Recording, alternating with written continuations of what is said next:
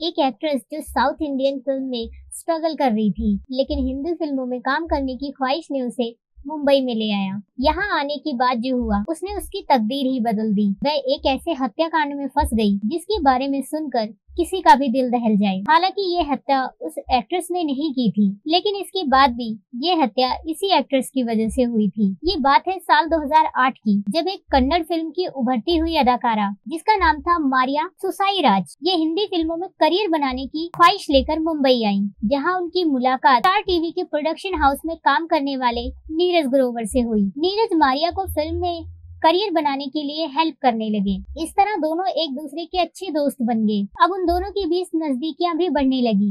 मारिया ने मुंबई के मलाड इलाके में किराए पर एक फ्लैट ले लिया और इसके बाद जब मारिया ने फ्लैट ले लिया तो उसे शिफ्ट करना था और इस फ्लैट में शिफ्ट करने के लिए हेल्प करने के लिए नीरज आया और यहीं से कहानी में ट्विस्ट आ गया। मारिया पहले से ही एमिली जेरोम मैथ्यू के साथ रिलेशनशिप में थी, जो कि नेवी में एक लेफ्टिनेंट था, और जिस रात नीरज मारिया के फ्लैट पर था उसी रात एमिली ने उसे फोन किया। मारिया ने फोन को रिसीव किया, लेकिन बातचीत के दौरान एमिली को किसी आदमी की आवाज सुनाई दी, तो एमिली को शक हुआ और उसने तुरंत मारिया से पूछा कि ये कौन है। तब मारिया ने बताया कि ये नीरज है और कहा कि ये मेरी शिफ्टिंग में हेल्प करने के लिए आए हैं। इस पर एमिली ने मारिया से कहा कि नीरज को रात में फ्लैट पर रुकने ना दे, लेकिन मारिया ने उसकी सलाह को नहीं माना। अब जिसका अंजाम ये निकला कि एमिली के मन में शक घर कर गया और उसे लगने लगा कि मारिया और नीरज के बीच कुछ चल रहा है।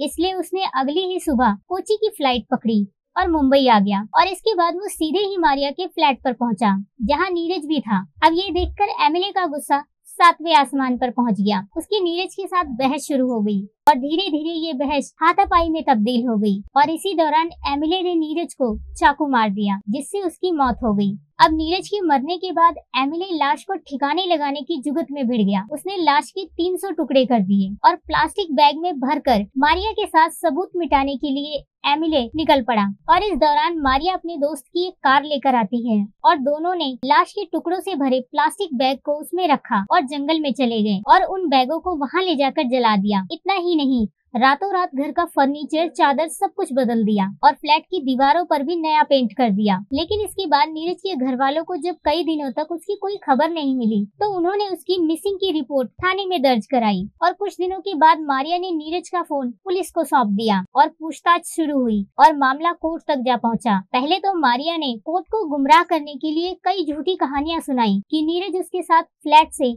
1:30 बजे रात को ही चला गया था, लेकिन जब सख्ती से सवाल पूछे गए तब उसने इस बात को एग्री किया कि वह रात भर रुका था। और इसके बाद मारिया ने कोर्ट के सामने इस बात को कबूल भी किया कि नीरज से उसकी हत्या के 3 दिन पहले मिली थी वो, और उन्होंने नीरज और एमिली की झड़प की बात को भी कबूला। मारिया की बिल्डिंग के पास वाले फ्लैट के चौकीदार ने एमिली को कार में बैग रखकर जाते हुए देखा था और उसने इस बात को कोर्ट को बताया भी, और इस तरह से दोनों ही कसूरवार पकड़े गए और इसके बाद इन दोनों को सजा हुई।